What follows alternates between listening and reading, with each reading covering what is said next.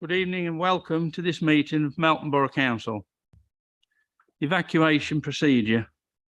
In the event of having to evacuate the council chamber, please leave by one of the 6 emergency exits around the sides of the chamber. Please assemble at the far side of the front car park nearest to the park entrance. Officers will be on hand to assist persons who require any assistance. Public recording of the meeting. There is legislation that allows the public to film, record, or use social media at a council meeting. This must not be disruptive to the good order of the meeting, nor include any filming or recording of the public seating area. Please switch mobile phones to silent. Microphones. Councillors and officers are reminded to use their microphones when speaking for the benefit of all present. I'd now like to ask Reverend Pat to offer our prayers for this evening. Thank you. Good evening, everybody. It's good to be here to join with you, so let us pray. Gracious and holy God, we thank you for bringing us safely here this evening and for your presence as we gather. May everything that is done in this place begin with your inspiration and continue with your help. We ask for your guidance throughout this meeting, that all discussions, thoughts and actions would reflect your holy will. Grant to each member here your wisdom, discernment and unity, that they may reflect your grace and the concerns as they serve the communities you've entrusted to their care. We thank you for their calling and commitment to serve faithfully and speak freely and honestly. Bless them and their families.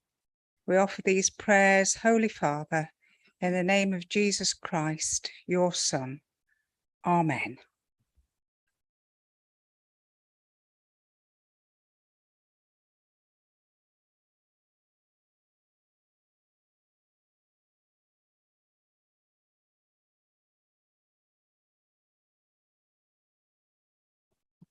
Apologies for absence.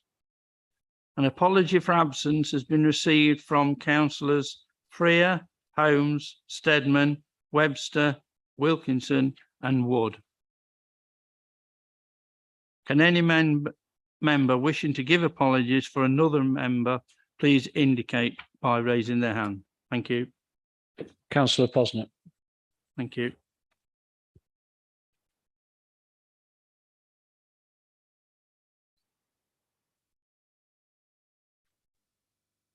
I can therefore confirm that we have 21 members present in the meeting and 7 apologies.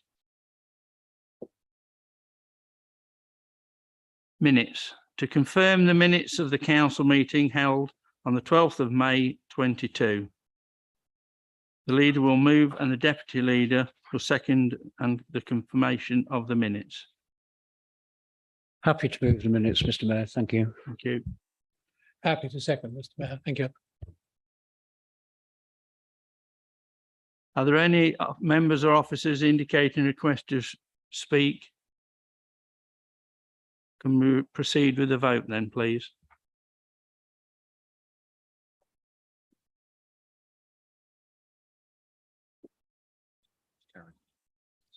Thank you. That's carried. Declarations of interest. If any members would like to indicate that they have an interest to declare, could they please do so by raising their hand? No.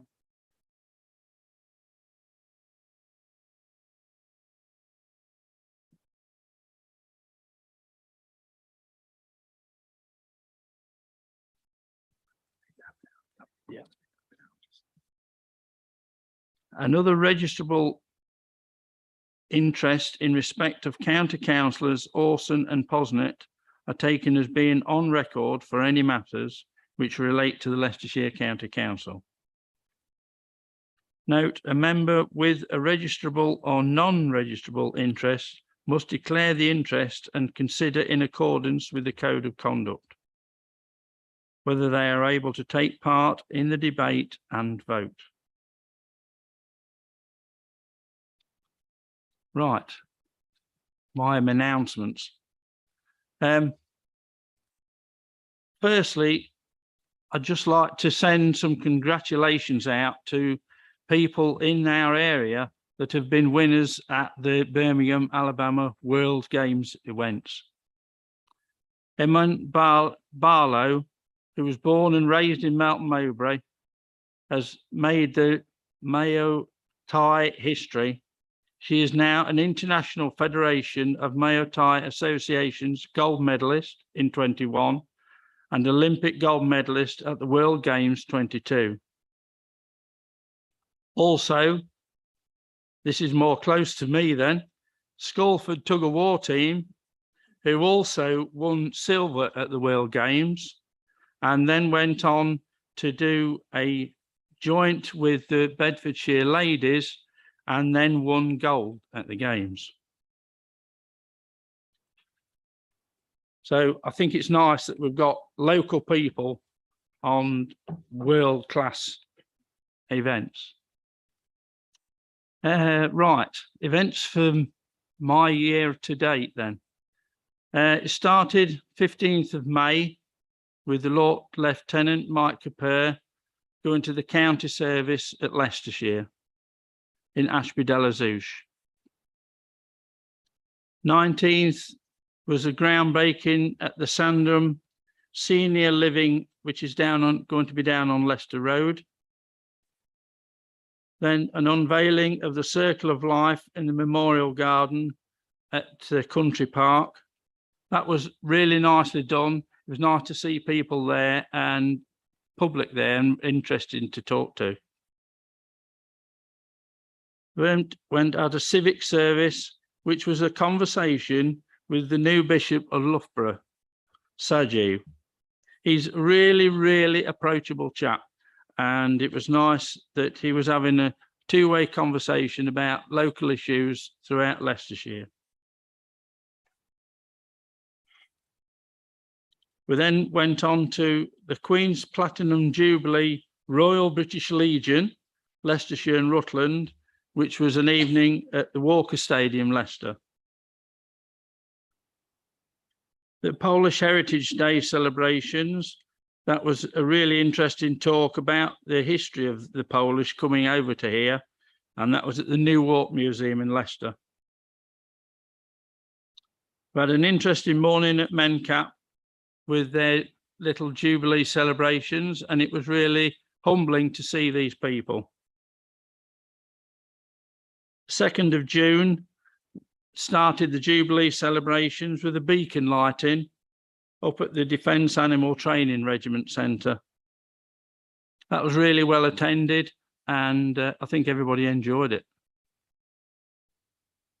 The 3rd of June then was the Queen's Jubilee concert in the park, and many thanks to lots and lots of people who helped to make it a success, and especially to Sharon for organising all the flypasts throughout the weekend. There's many thanks to all members and staff for their support, help and attending, and raised approximately £2,200 towards the Lauros and Dove Cottage event. 5th of June on the Sunday was the St Mary's Platinum Jubilee service. That was really well attended. 12th of June went to Oban Wigston Lions Club. That was a Bardi Wind Orchestra at De Montfort Hall. And that was a nice evening out then, possibly not more social than everything else. Then I was asked to go to Melton Rotary Club to talk on the mayoral role, and that was interesting to go and talk to some different people and express what the role is of the mayor. We then went to Beaver Hunt Puppy Show And as Peter knows, they're not puppies. Yeah, it was a really interesting day. And the puppy we picked out actually came second, so that's not too bad. Then we went to the opening of the Melton District Advice Centre, which is at the Old Fox on Leicester Road. And that's really interesting because of all the good work they are doing for the local community. Sunday the 19th was the Sickle Cycle Ladies Race in Melton. Then we went on to the Armed Forces Fly the Flag here at Parkside. That was nicely attended, and it was nice to see all different regiments and different people here. Really nice. Then we had the Long Service Awards for taxi drivers here at Parkside. That worked really well, and it was nice, friendly approach to everything. Yeah, meeting people. I suppose some of the taxi drivers I knew from a long while ago. We then went to the Leicestershire and Rutland Schools Games at Loughborough University. This was really interesting, lots of children doing lots of events, and I did get roped into trying out a hula hoop, which ultimately got videoed, but the hula hoop seemed to go to the floor faster than it should do, but never mind. We ended the evening then to the opening of the start of Melton Theatre again, and then staying for the theatre show, and that was another interesting evening.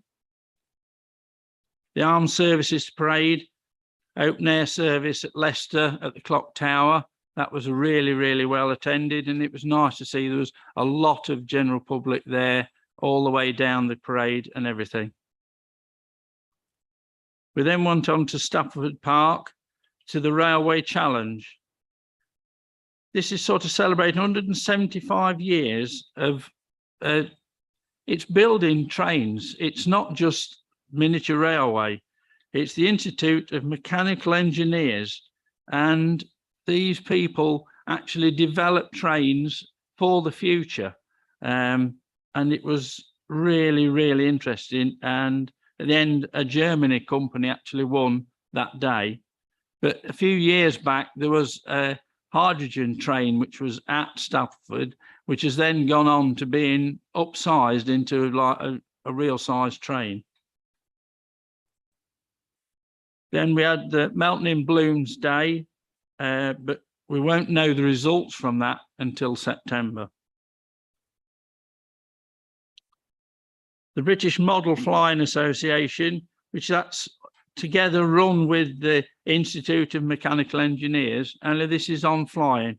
And that was at Buckminster Estate, and they've got a plot of land on a 35-year lease with now they've got 100 years of model aeroplanes in a museum. And if anybody wants to go and the volunteers are there, it is a very interesting place to just go and have half an hour to have a look round. So that really concludes where we want to be with my mayoral duties for so far. Thank you very much. Bit long, sorry. I'll now move on to the leaders' announcements. I'm hoping Joe will condense it more. Well, thank you, Mr. Mayor. I just sat there thinking, if you think of the previous three late springs, early summers, and with all respect to Melise and Peter, the diaries they had probably only 1, 2, 3 entries purely because of the pandemic and the exit of the pandemic and all the restrictions. Obviously, what you've just said, you've given us a massively full diary of what you've been happening. It just shows how the world has moved on since the restrictions have been lifted. And I hope you got plenty of energy left for your work days as well, Mr. Mayor, but well done to you. I have to say, Mr. Mayor, as ever, it's been a busy couple of months since our last meeting, and we've made very good progress in some areas of work. There's no doubt about that. As we know, the stockyard at the cattle market was recently launched. And whilst it's great to see the recent investment on the site, our longer term plans go much further. We want to create a showcase for food and drink innovation, and our extensive and ambitious development plans for the site form the basis of our Round 2 Levelling Up Fund. We have done lots of work with Rutland County Council and have built a strong and credible joint bid. And if we secure the nearly £12 million we are seeking, it will enable us to build both the high quality food production space alongside flexible event space, creating a real feature and destination for the town. We look forward to submitting our bid before the deadline next week. Also due to be submitted next week is our UK Shared Prosperity Fund plan. Working within a massively tight timescale, we have consulted widely with all members, stakeholders, and our scrutiny committee. Through ongoing dialogue and refinement, we have developed a fantastic plan which seeks to meet the challenges Melton faces head on.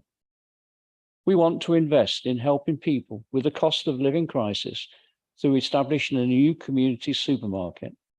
We want to tackle rural isolation, boost investment in tourism, support our town centre, and attract and retain the workforce of tomorrow by supporting apprentices and graduates.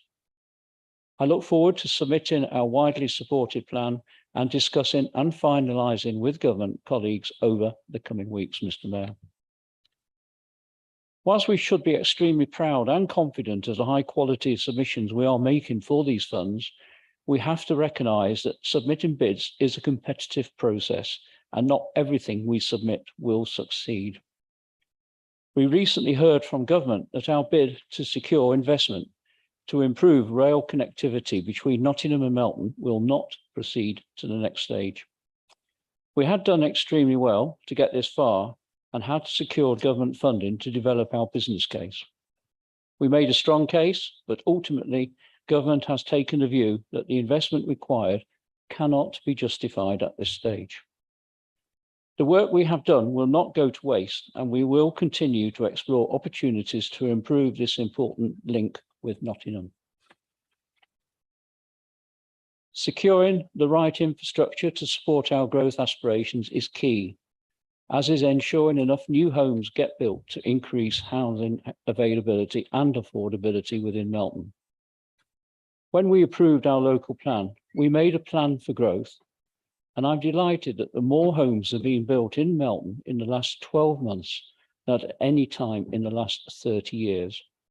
Mr. Mayor, this breaks the record that was set only last year, and so it's great to see our strategic, I can never say that word clearly, strategic commitments delivering. Whilst talking of housing, tonight we will consider, and I hope approve, our new HRA business plan. If we think back only 3 years, the progress we have made since we established our housing improvement plan has been nothing short of phenomenal. Through our corporate strategy, we remain absolutely focused on delivering the high quality homes and landlord services our tenants deserve, and tonight represents another important step on that journey. We will not rest on our laurels, and there is plenty more work to be done, but we should all be extremely proud of the progress that we are making. Returning to the cost of living, we know this is a really tough time for people financially. With inflation rising sharply and energy bills set to rise significantly again in October, I'm determined that as a council, we will do all we can to help. And I'm delighted our team has got the £150 energy payments out so quickly. And also that we have recently approved our cost of living plan with a genuine commitment to support people in any way we can. We have always been, and we will continue to be, a caring council, whether that is supporting our Ukrainian friends fleeing a war zone, or by showing those who serve our country that we are a council that fully supports them and recognises the sacrifices they make.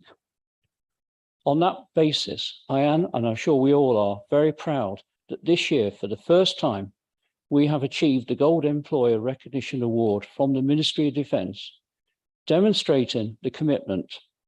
Couple this with being the first council in the East Midlands to secure the Disability Confident Leader status last year, and we are once again leading the way as an organisation that is here to provide opportunities to everybody in our society. Mr. Mayor, you mentioned gold already in your speech, but gold is a theme. It's here, isn't it, in Melton Mowbray for this month. And we work with our partners, Melton in Bloom, and the council's environmental services team have worked tirelessly to deliver a terrific floral display within the town as we collectively strive to secure the highest award possible. I know all the many stakeholders involved in supporting the initiative this year believe there is nothing more we could have done. And whatever the outcome, we can all be proud of their efforts, Mr. Mayor. You mentioned this, but I have to put a slightly different slant on it, Mr. Mayor, but we have to celebrate the fantastic achievement of Iman Barlow. She's a teacher at the Melton Learning Hub who recently returned from the United States, having become the world #1 in Muay Thai, I believe, anyway, a form of kickboxing. As you said, she's now an Olympic recognised gold medalist at the World Games 2022, and we congratulate her on this wonderful achievement. We have, Mr. Mayor, dedicated and painted a gold bench in the town, and we look forward to her opening the Let's Get Moving Melton Day on the 21st of August. Further details on this event will be published shortly, and I encourage all members to come along. Now, whilst we are celebrating successes, I did pick up a story in the Melton Times only today, and I think it's Nige Bias, he's won the English National Sheepdog Trial. It's in the Melton Times today. Melton's got a long history of success in sheepdog trials. I think Mr. Bias lives at John O'Gaunt. Yes, he does buy this. I never know whether to congratulate the dog or the trainer, actually, but I suppose it's like this council, it's teamwork, but it really is a wonderful story. And Mr. Ware, can I request that you write a letter to Mr. Bias congratulating him and also Laura, the dog. But I'll leave that in your fair hands. Yeah, thank you, Mr. Mayor. It is a collie, as you well know. Some of those collies can almost talk nowadays, so yeah.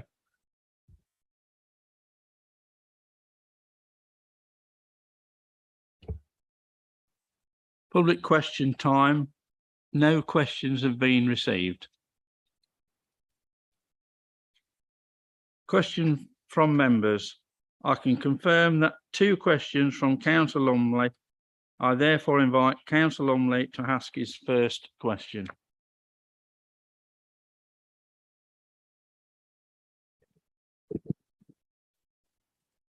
Thank you, Mr. Mayor. Just to add actually to the leader's comments that I think this council got an award for our Armed Forces Covenant, which was launched 2013. I think we were the first council in this county to actually launch our Armed Forces Covenant, which was a great achievement.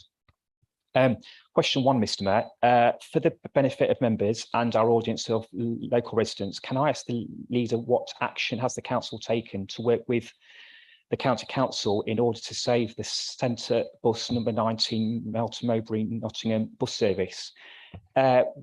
Whilst the service seems no longer commercially viable overall, it did serve as a key and often quite busy service for the Nottingham area higher education students, commuters, disabled persons and sporting supporters attending venues in the Nottingham area, for example, Nottingham Forest and Notts County home matches.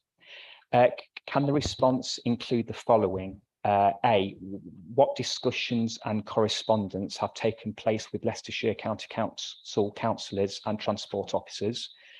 B, does the council know if Leicestershire County Council have approached any other bus companies to take over this service with a reduced and/or profitable key demand schedule?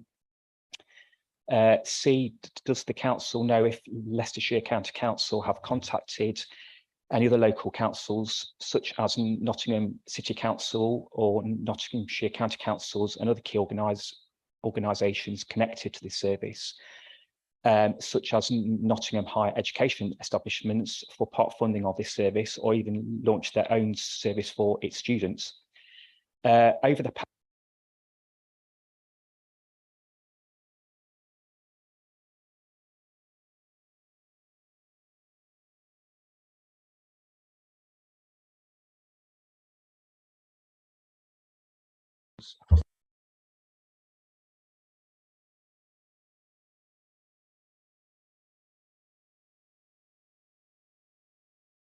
and cut bus services.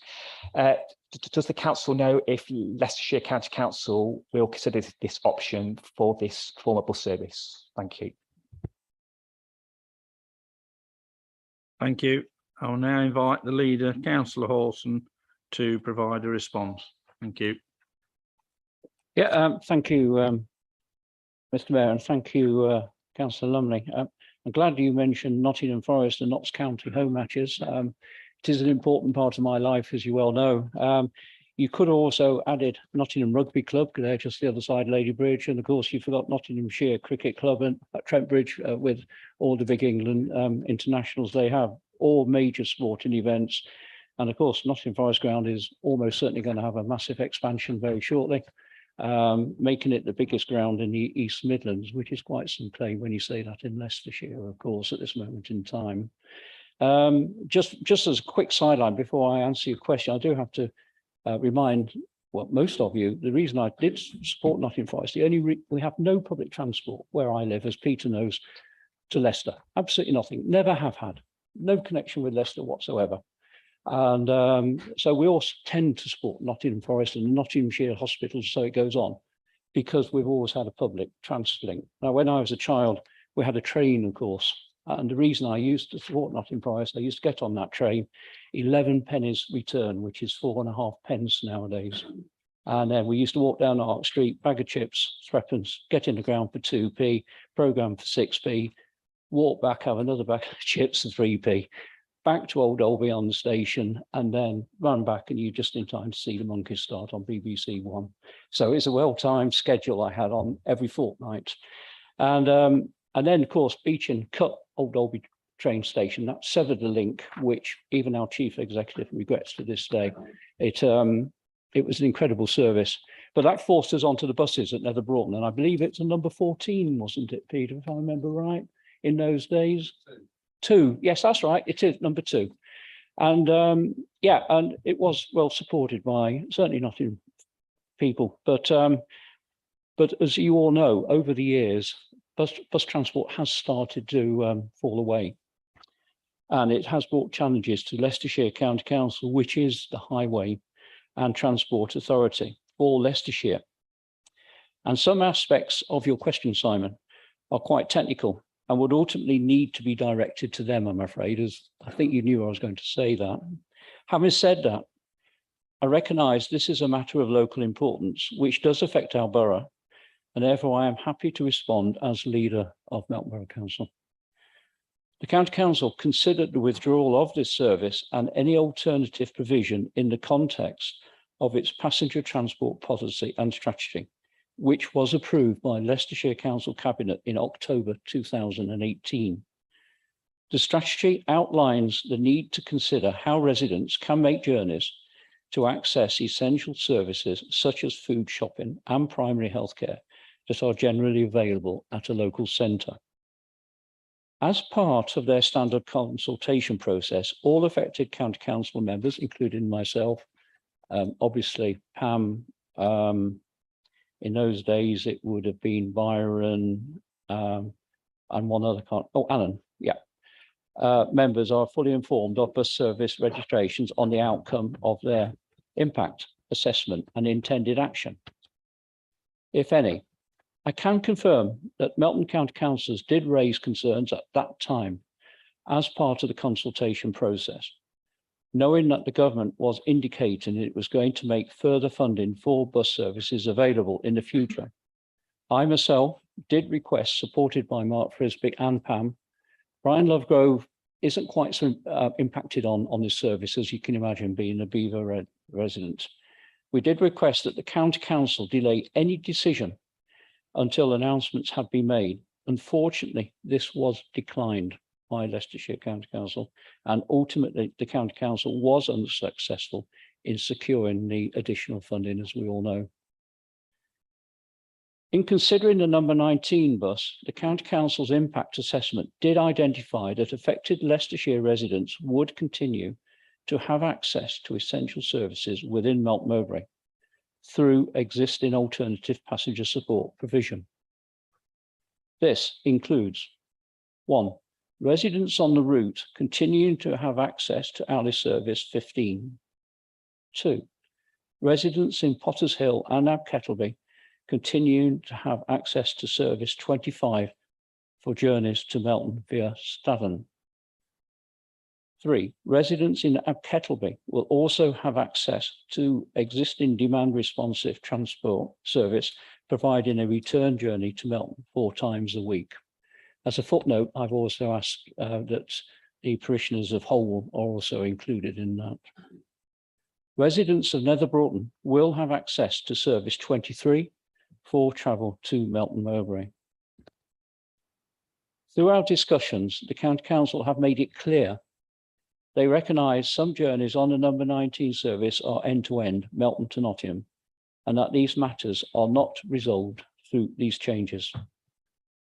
Ultimately, as leader of Melton Borough Council, I recognise the financial challenge faced by our county colleagues, and sadly, it is simply not cost-effective or financially viable to provide access to all destinations. Rural communities do, though, need more support to ensure our places remain accessible and sustainable. As I mentioned, Simon, in my earlier notification, given the huge disparity when compared to Leicester, we have been working to secure additional funding to improve rail connectivity between Melton and Nottingham. And as you've already heard me say, our outline business case is not going to proceed to the next round, which is disappointing, not least because one of the reasons given was that the route was already well served by the A606. Advocating that we all use cars instead of public transport doesn't seem a particularly environmentally friendly suggestion to me. So we will continue to push for the investment and government support Melton needs to improve public transport access within the borough. Thank you, Simon. Have you got a supplementary question? Yes, If Mr. Mayor. you wish, you can put one supplementary question in accordance with the procedure rules. It may, remind you that the supplementary question must arise directly out of the original question. Thank you. Thank you, Mr. Mayor. Yeah, thank you for that, Councillor Alston. Leader, very, very grateful. It's very, very detailed answer, and I know you and other county councillors are working very hard with this. I know it's quite a tough one, best of times.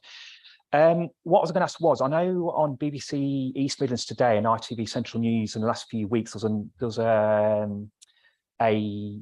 article, I can't think of the words, but it was a news article, that's right, that said that other counties neighbouring Leicestershire, Derbyshire and Nottinghamshire receive quite a bit of money from government funding towards bus services, but we haven't, our county hasn't.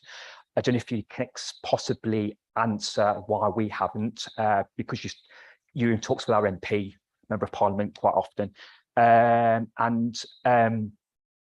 Just actually, I'll ask another question, but I'm not allowed. So just that question, Mr. Mayor, and then I'll move on to question 2. Thank you. Thank you.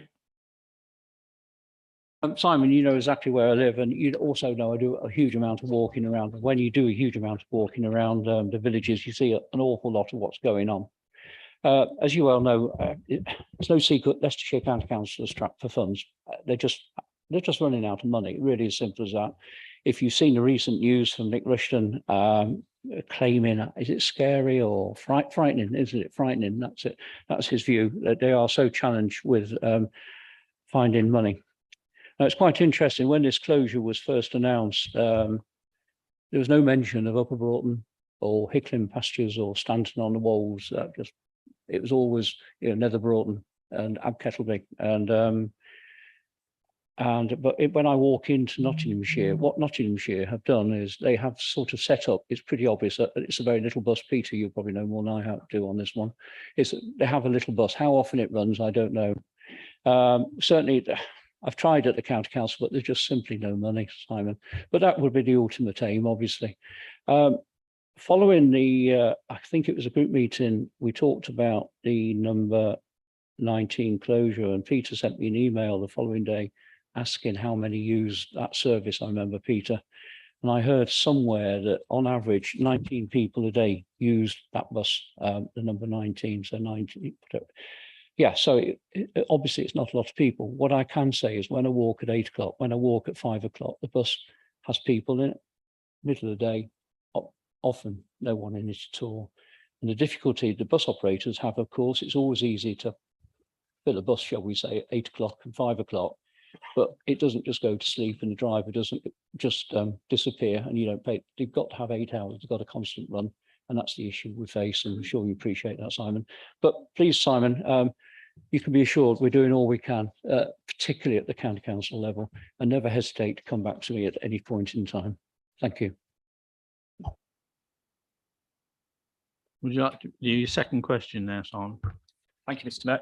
Yeah, thanks for that response, Councillor Lawson. Leader, very, very grateful. I personally, you absolutely got very good points. I think it's commercial viability. There's lots of buses that I see around Melton that are empty, but most of the time, and also as well as what the issue is, what people tell me is that there's old age pensioner passes, they don't give any actual cash to the bus service. So that's partly down to, obviously, I don't think they're getting actually any money for that bus service on that route, which is causing problems apparently for a lot of bus companies. Question number 2, Mr. Mayor. Our 1970s style town centre car parking meters at our car parks are out of date. They do not give change and do not accept contactless card payments, and increasingly are breaking down and so not in use, resulting in increased repair costs. From my own observation and the much public feedback I've received over the years mentioned above, this is highly frustrating, a nuisance, and is poor for a town undergoing a recent painting refurbishment, new Leicestershire County Council bus shelters with a recent emphasis on a project on the rural capital food branding, and it's widely resulting increasing tourism and reputation from this. The many Leicestershire and Nottinghamshire district council car parks I've had to use over the last few years now have 21st century payment meters. I have been calling for this at this council for quite some years now. Please, can the cabinet member strongly consider replacing these for modern 21st century meters as a matter of urgency within the next budget spending opportunity? Thank you. Thank you. I'd now like to invite Councillor Binlos, portfolio holder for Growth and Prosperity, to provide a response. Thank you, Mr. Mayor. Thank you, Councillor Lumley, for your question. As you may recall, the council approved the planned maintenance for corporate assets as part of this year's budget. This included works for the car parks that require urgent attention. You are, of course, completely right in your observation that currently the machines only accept cash, and as a nation, we use less cash and we use our cards or our phones as a method of payment.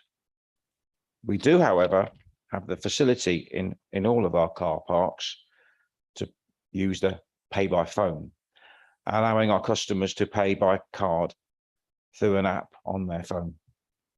However, with that said, we do recognise that the car parking machines are 10+ years old, and as such, we are exploring the costs of replacing them with more up-to-date machines. If this is affordable within the approved budget, this will be added to this year's maintenance works, and I will keep you up-to-date on the progress of this. Thank you. Do you have a supplementary question? Yes, Mr. Mayor. Thank you. Thank you. Thank you, Councillor Binlos, for your detailed answer there. It's very grateful. The corporate property team have contacted me very recently because they knew I was going to ask this question, just from because I've obviously raised this several times with them over the years.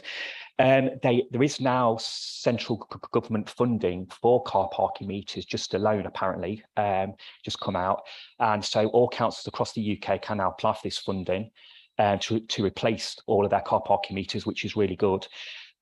Just as part of that, as a wider conversation, we should be looking at that funding, but can we also look at other alternatives just to try and to get people to actually stay in the town for longer? Because when you put currently money in the parking meters, say for 1 hour, which is £1.20, you're sort of inclined to get back to your car within an hour, then go home. But just by, to relax, and obviously we go to the other parts of the East Midlands in the Broad Marsh in the old days, and high percent in Leicester, obviously it's payment on exit. People can relax, stay longer in the town. So other ideas, Councillor Carter's, for example, mentioned about having CCTV, picture your car so you don't have to have enforcement officers to check for parking tickets. Could they also be considered in your plans? Thank you. Thank you, Simon. Yeah, absolutely. This is something that I think that we need to do. I think it will be very short-sighted of us just to look at a very, very simple, basic model that we can exchange it with. And we spoke about this earlier. And I think this is something we need to look at. It's such a wide-ranging subject now. There's so many different alternatives that we can use that it would be short-sighted of us just to simply look at just one particular method. And that's one of the things that we're going to explore. And that's one of the things I'm going to come back to you and explain what we're doing. Thank you. Thank you. Motions on notice. There are no motions on notice to hear this evening. Cabinet recommendations to Council, Treasury Management Annual Report. Could I ask Councillor de Burgh is to provide a brief introduction to the report. Thank you, Mr. Mayor. Members, I'm pleased to present this annual report on the Council's Treasury Management activities for 2021-22, following its scrutiny at last week's Cabinet. The in-depth details of our performance against the prudential indicators, which are an essential part of the reporting procedure required by SIPFA, are contained in a 20-page document attached to the report at Appendix A.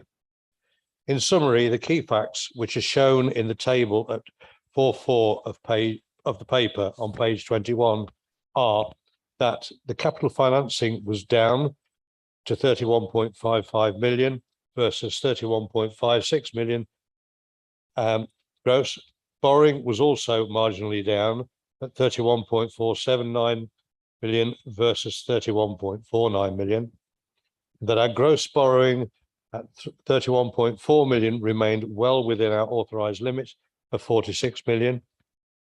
As to investments, owing to an underspend on the capital programme and the addition of increased funding from the government to support COVID initiatives in the community, they were considerably up from 22.9 million to 26.5 million.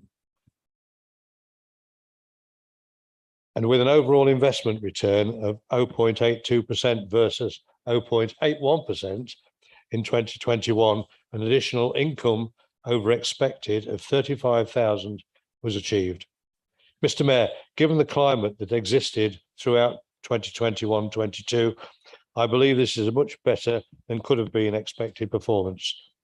And I'm very pleased to move on the Cabinet recommendations to Council at 2.1 that the Treasury Management Annual Report for 2021-22 be approved, and at 2.2 that the actual position on the prudential indicators for 21-22 be noted.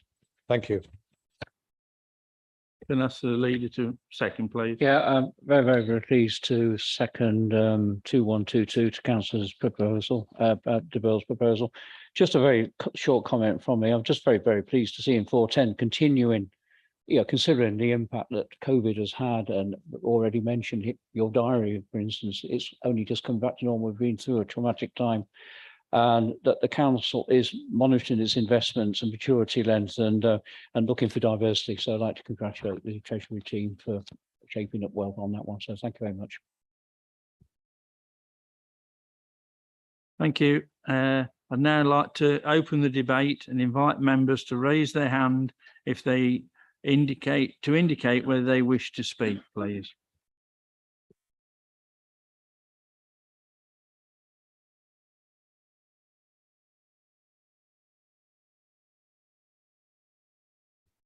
If not, if there's no members indicating to speak, could we proceed with the vote, please? If all members would, where are we now? Raise their hand to indicate all in favour. Yes, please.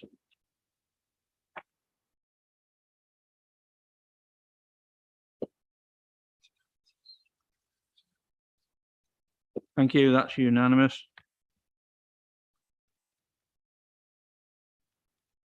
Item 10, Cabinet recommendations to Council, Housing Revenue Account, the HRA Business Plan. I'd like to ask Councillor Brown to provide a brief introduction to the report. Yeah, thank you. Thank you, Mr. Mayor. Okay. I'm happy to move this motion tonight regarding the new Housing Revenue Account Business Plan.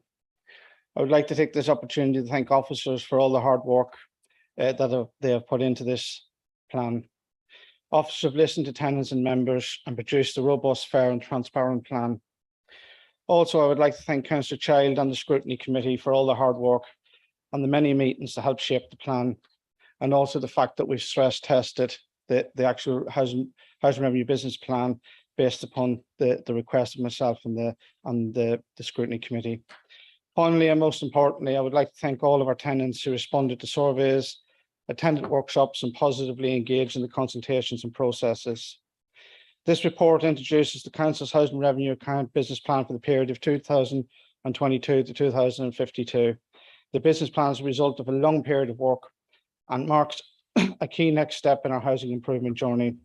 The plan sets out how the money that is available to this council to maintain and improve its council homes will be spent. It shows the housing revenue account is sustainable over that period, but we will need to manage our resources carefully. It also acknowledges that, like any business plan, it is vulnerable to factors such as inflationary pressures. This plan prioritises health and safety, which must always be our priority, and it sets out how the council can maintain its focus on meeting decent homes standards across our stock. This has and remains as portfolio holder my number one priority for our housing services. As a responsible landlord, these are things that we must do.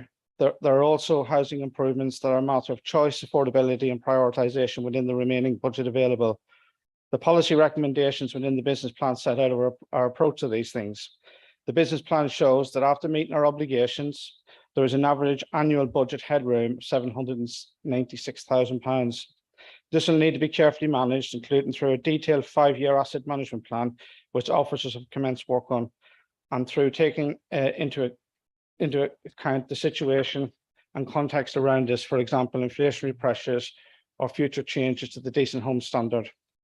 Additionally, the business plan is clear that in order to carefully manage our resources, projects and initiatives, we will need to be guided by robust business cases to test the value for money and affordability. And for example, I would say to members, that's, for example, building new council housing. But overall, it's a £300 million investment over 30 years, so just over £10 million a year into our council housing services. Importantly, the business plan has been drafted at a time of significant regulatory change for the housing sector. Having a clear understanding of our housing stock and investment required puts us in a good position for preparing for these changes. However, the regulator changes are wide-ranging, and our focus is now very much on our preparations and ability to provide assurance and confidence in our readiness for the future. This is a really positive piece of work, and whilst we know we will have work to do, this takes us a big step further in our housing improvement journey. In developing our plan, we have listened to our tenants and are grateful for the work and support of our Scrutiny Committee, We have helped shape the plan through its development. Our plan will be updated annually, and we are resolute in our commitment to do all we can to deliver excellent homes and landlord services for Melton. You will have heard us talk about improvements to our housing management systems over the last couple of years through the development and configuration of the Northgate system, which is the housing management system which the council operates its tenancies. This has been a key to being able to improve our housing services. And as the project reaches its conclusion, I would like to invite all members to a brief presentation in September, where our teams will be able to talk you through this system, the changes made, and critically the differences it's making to the way we deliver services to our tenants. The plan is important, and many members and tenants have asked what we are doing now. Well, I can tell the chamber that for 22-23, we have all capital contracts either let or being finalised to be commenced. This will see us work towards a full budget spend of circa £4 million.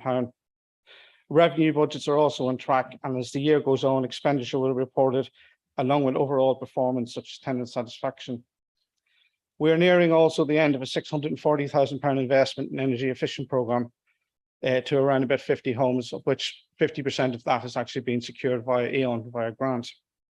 Targeting the most inefficient council homes, and we plan to continue being focused in this area.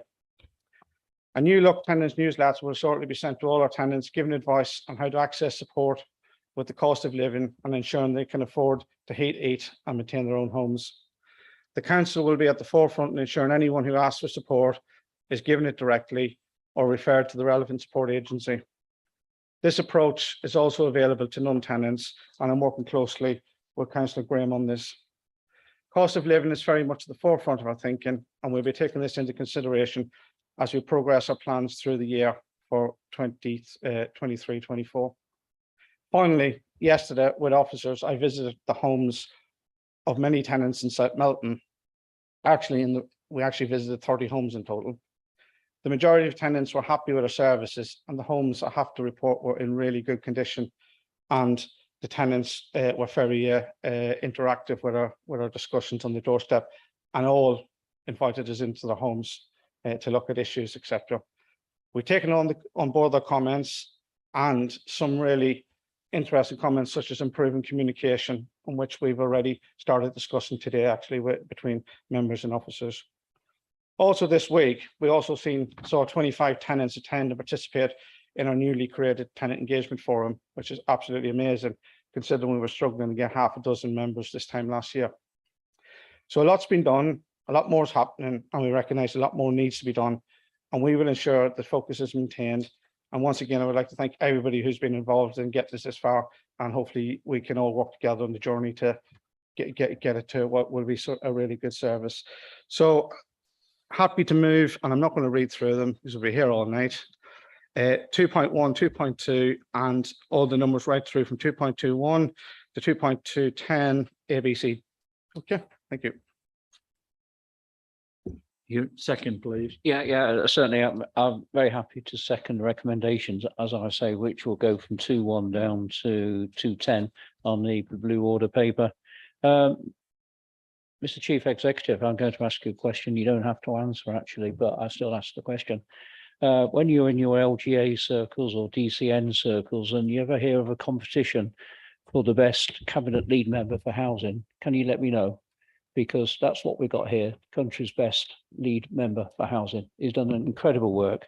As I said in the leader's introduction, think back only 3 years. Just look how we've moved on with housing. We made it a priority. We got the right team. Michelle's come in. It has gone work well. Don't get me wrong.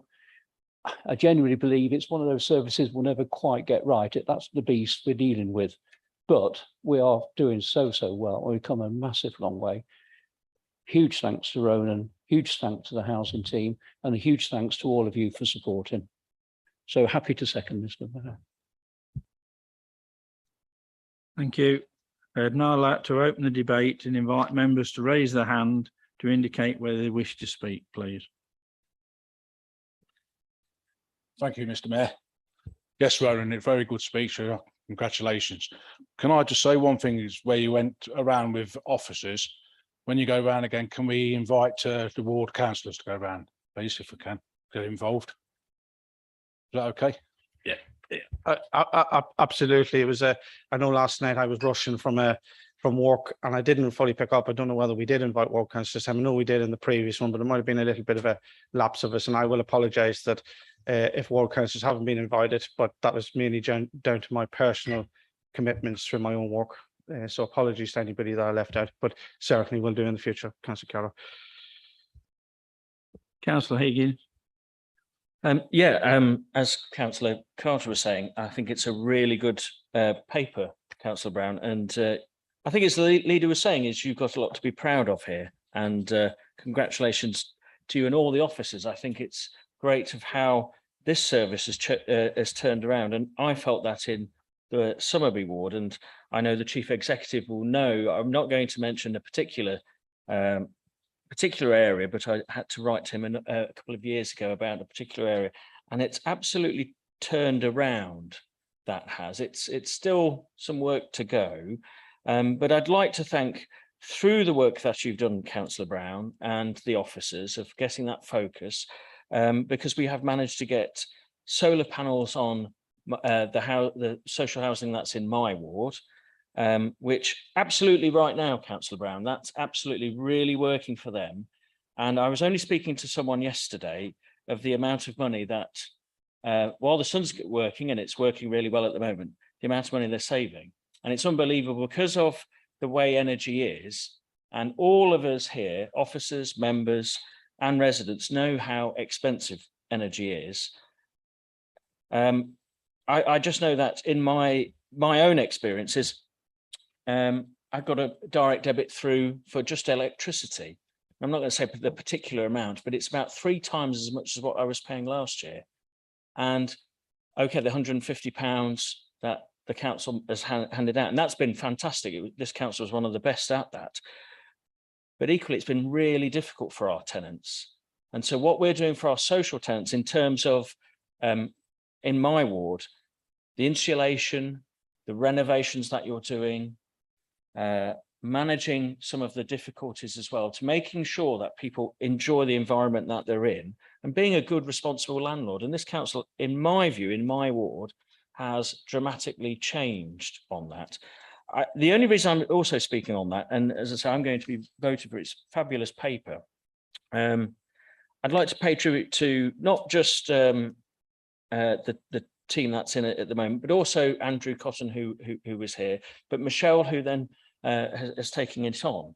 I'm going to mention an officer who sadly left, but I have a particular couple of tenants, and sadly one of the tenants, they recently passed away.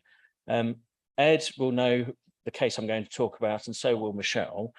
The tenant passed away very suddenly, and his wife, and they probably will be watching it tonight. So when she came back from hospital, our housing officer, which is Emily Lang, who sadly has just recently left, while she was on annual leave, while she was on holiday, got in her car when I texted to say that this particular tenant of ours had passed away, drove all the way wherever she was to go to their property for when this lady then came back from hospital.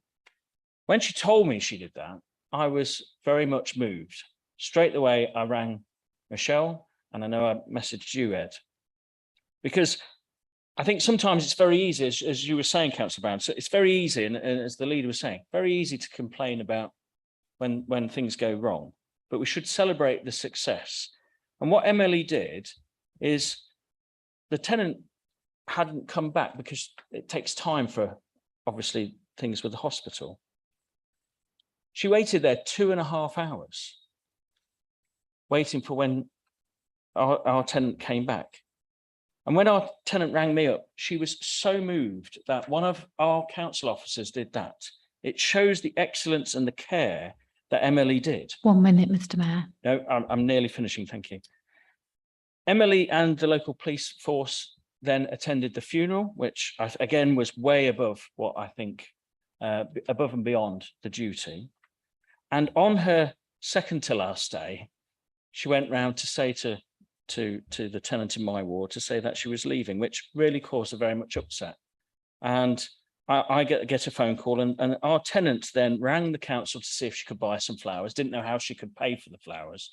And the call centre was saying, well, we can't really go out. She rang Leicestershire Police to see if Leicestershire Police could deliver the flowers. In the end, we managed to get the flowers, and Michelle, thank you very much for arranging that. But this is a huge success, and this is how our officers care about our tenants. And if we create those environments, create those good bridges, that's a success that we should do. And Ed, I did say to you that we should celebrate that success, and Emily left a little bit early before I could do that. So I know she's on for better climbs. And I wish her and all herself, I'm nearly there, Mr. Mayor. I wish her and her family all the best as they move to Qatar. Thank you very much. Thank you. Peter, Councillor Fortnum. Yes, thank you, Mr. Mayor. Yes, thank you, Councillor Brown, for an excellent report. I just wanted to ask a couple of questions on it. You briefly mentioned about building council houses. Do we have any idea how many we're likely to be building over a period of time? And also, do we have any plans in place for building anything as emergency accommodation for people who present themselves as homeless, particularly in the winter months? Thank you. Yeah, okay, yeah, we're going to start off quite realistic, and we're aiming to build between 8 and 10 properties a year for the next 5 years, and that's based upon the fact is we need to do some more work around the financing and the structure of the housing revenue account. So that's the first thing. The other thing is we are dealing with our planning colleagues, and we're looking to hopefully commute most, if not all, of that money into purchasing social housing, rented housing, one way or another. And we're currently, through myself and the director, we're going to be looking at options around homelessness provision, and also linking in with registered social landlords and also the county council, who also play a role in that through the supported living agenda. So it's very much in the forefront, but we're also using some of our current stock as well to house people rather than putting them into temporary accommodation.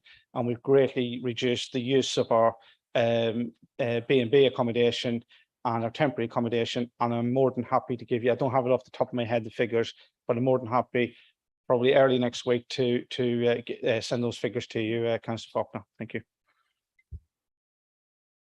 Thank you. Thank you, Councillor Brown. Councillor Evans. Thank you, Mr. Mayor. Obviously, when I joined this council, we all know where housing was. And like the leader of this council, it was in an appalling state. So gas safety certificates, hardly any. Our residents completely left almost to their own devices. I cannot believe how fast and how well this has turned around. Let's be clear about this. This is something we didn't need to do, and a lot of councils haven't done. We're now going beyond what is necessary, having started from a place where we weren't even doing the basics. I remember Alan writing on a piece of paper saying, why aren't we inspecting these houses? And that was 2 or 3 years ago. And he was right. We just got everything wrong. And it is important at this stage that we say having a team that cares is the thing. If you have a team that cares, things get done. And I'm looking at 2 people who care. Every time I contact them, they care. And it means so much to the residents. It means so much to everybody here. And that team, thanks Ed for putting that together, because it's working. And you had a tricky moment where you lost 2 of the team, but you got 2 subs in who have been brilliant. So you pulled it together. And may I also at this point in time also say to the chair of scrutiny, here's, and I hope these team will agree, is pulling together a good critical friend that is looking at what you're doing and making key questions to make certain that that path continues. And that's important, because even like Joe with Nottingham Forest, I'm sure he wants them to continue beyond where they are now. And that's what we have to strive for now. Not only the success we've got, but even further, and keep going. And congratulations to all the team. And if you could pass on to your staff the congratulations, heartfelt. Thank you. Thank you. Are there any more members wishing to speak? Councillor Lumley. Thank you, Mr. Mayor. Just to say, yeah, I second all the comments that have been said so far. I think it's really, really good. I think there is still a tenant to council communication issue in the sense that tenants still have problems trying to get through to the council with their issues, and it often have to go to a councillor try and get sorted. But I think that's being worked on now. But what I really want to say was just to say thank you to the wider housing team, from Michelle Howard and Alison Bennett downwards, and is that I think the recent programme of trying to get temporary tenants that have often been in accommodation around the town area, certainly for many, many years, are now being given proper permanent contractual accommodation. And I think it's been really good because that's the thing that's been going on for years and years. And I think the feedback I've got from a lot of tenants is they're a lot happier now. And I think the programme to clear it out to try and create capacity for homeless people actually is really, really good. Thank you. Thank you. Is there anybody else wishes to speak? No. If so, can we proceed to the vote then, please? All in favour?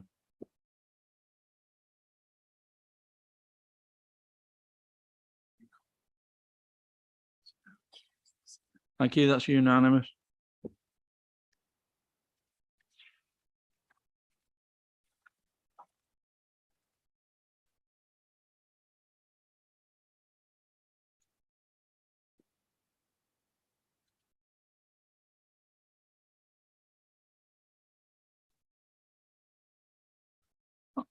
Item 11, recommendations and reports from committees, scrutiny annual report. Can I ask Councillor Child to provide a brief introduction, please, of the report?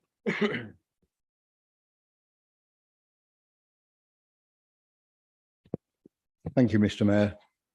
The Scrutiny Annual Report summarises the activities carried out by the Scrutiny Committee throughout the 21-2 municipal year.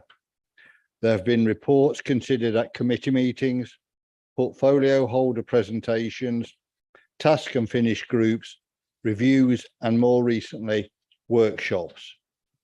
The result of this work has been the production of recommendations and the submission of comments for cabinet consideration.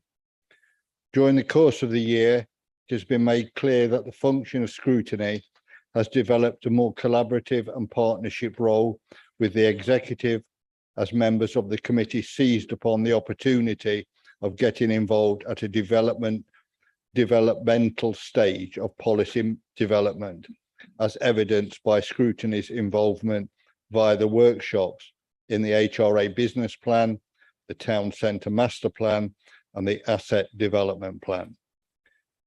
Some people may ask, why produce an annual report? Firstly, I would say that the executive scrutiny protocol states at section 18 that the scrutiny committee will produce an annual report for council. Secondly, it gives members a chance to reflect on the work completed during the 2021-2 year. And finally, I would say that it is a good mechanism for the council to promote the work of scrutiny to residents and the public. So I now turn to the recommendation and propose that you note the scrutiny annual report 21-22 at Appendix 1. Thank you. Let's Councillor Chandler to second, please.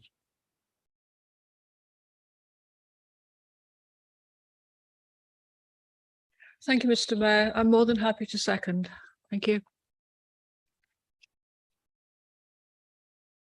Thank you. I'd now like to open the debate, invite members to raise their hand to indicate whether they wish to speak, please. No members wish to speak. Thank you.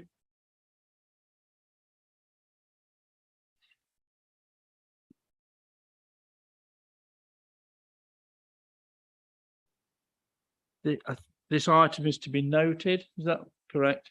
Yeah. Yeah. Yeah, just confirm it's noted. Yeah, just noted then, so there's no vote. Thank you.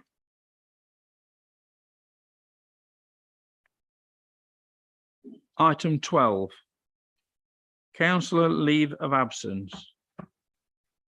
Firstly, may I remind members that reports like these can touch upon sensitive issues, and I would ask members to be mindful of this and not to refer to anything of a personal nature when entering in the debate.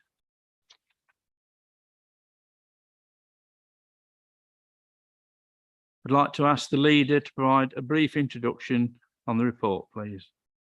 Thank you, Mr. Mayor, and it will be a very brief introduction to this report. I'm very happy to move 2.1. I will read it out. Grant a dispensation to allow Councillor to remain a member of the authority up to and including the 8th of May 2023, should she not be able to attend a meeting as a member before the 3rd of September 2022 due to continued ill health.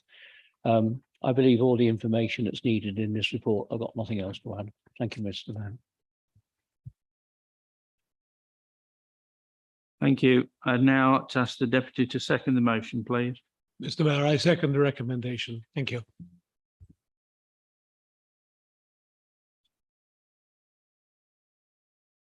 I'd now like to open the debate and invite members, if they wish to raise their hands, to indicate a wish to speak. Thank you, Mr. Mayor. I totally agree with the leader. Congratulations on that, leader. I back it all the way. Are there any other members wish to speak? No. If not, then can we proceed with the vote of those in favour, please? Thank you. Unanimous.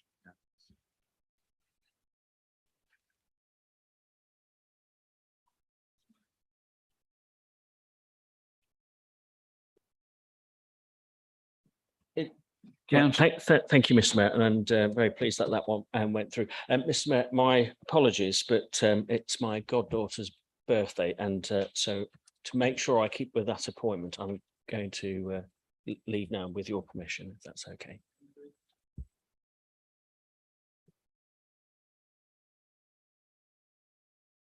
Councillor Glancy. Thank you, Mayor. Yes, I have to apologise. I have to leave as well. So very sorry, but I have to go. Thank you. Councillor Cumbers.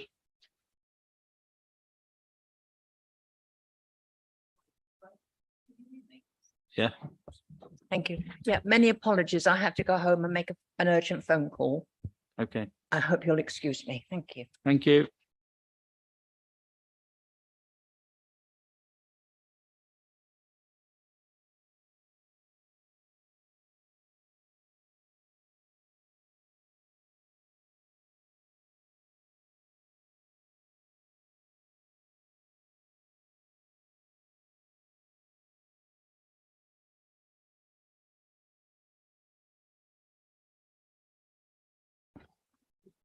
Thank you. Item 13, review of political balance and association of seats, allocation of seats to political groups. Members, please note that since the publication of the agenda, this report has been revised, so please disregard pages 157 to 164 and refer to the handout you've been issued with. It has the page numbers 165 to 174. I'd like to ask the monitoring officer to provide a brief introduction to the report, please. Thank you, Mr. Mayor. The report seeks Council's approval of the political balance calculations and allocations of seats on committees. Members should all have a revised report on their desks due to further changes which I was notified of today. Members will be aware that changes in group or committee membership require a political balance to be revisited to ensure the council complies with its statutory obligations. The report details that we were notified in late May that Councillor Peter Faulkner no longer wished to be part of the Conservative group. We were notified in early July that Councillor Christopher Evans is to be treated as a Conservative councillor with effect from the 5th of July. And I was notified today that Councillor Lee Higgins is to be treated as a Conservative councillor with effect from today. Council's duty is to determine the allocation of seats to be filled by appointments by the authority, except the Cabinet and Licensing Committee, to ensure proportionality across all formal activities of the council, representing overall political balance. It affects all formally constituted panels, committees, subcommittees which discharge functions on behalf of the authority. Members will note from paragraph 5.3 that the political balance remains unchanged, and legislation states that only those members who form a properly constituted group shall be included within political balance calculations. Therefore, any non-aligned members have not been included in these calculations. Group leaders have provided notification of the allocation of seats to members as detailed in Appendix A to the reports to the report that members have on their desks, and members are asked to vote en bloc recommendations 2.1 and 2.2. Thank you, Mr. Mayor. Thank you. I'd now like to ask the leader to move the motion, please. Thank you very much, Mr. Mayor. There isn't a lot to say. It's one of those reports that it is what it is, actually. But I do have to thank Kieran and Natasha, because I'm very well aware they've been doing lots of work on this over a couple of days now, and it has got a little bit complicated, but they got there, and we genuinely appreciate all your work, both of you. So thank you very much. It is what it is, as I said, so I'm happy to move the recommendation 2122. Thank you. That's the deputy to second, please. Mayor, I have pleasure in seconding recommendations 2.1 and 2.2. Thank you. Thank you. Now I'd like to open the debate and invite members to raise their hand to indicate if they wish to speak, please. No. So if nobody wishes to speak, can we proceed with the vote, please? All those in favour?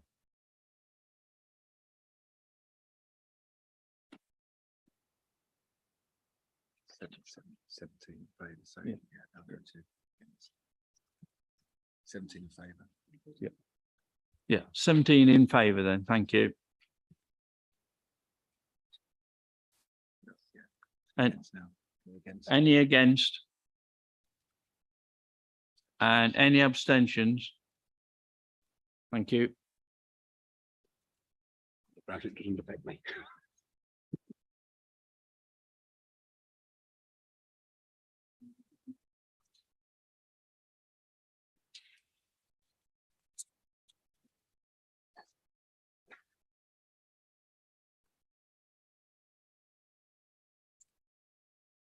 So the vote is carried then, thank you.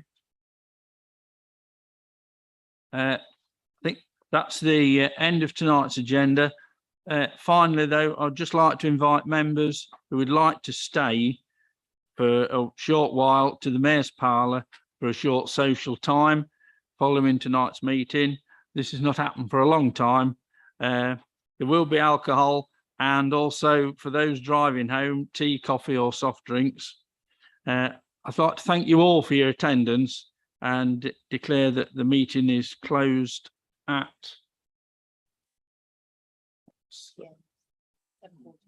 7:48. Thank you. Members, ladies and gentlemen, please be upstanding for the Mayor of the Borough of Melton, Councillor Alan Hewson.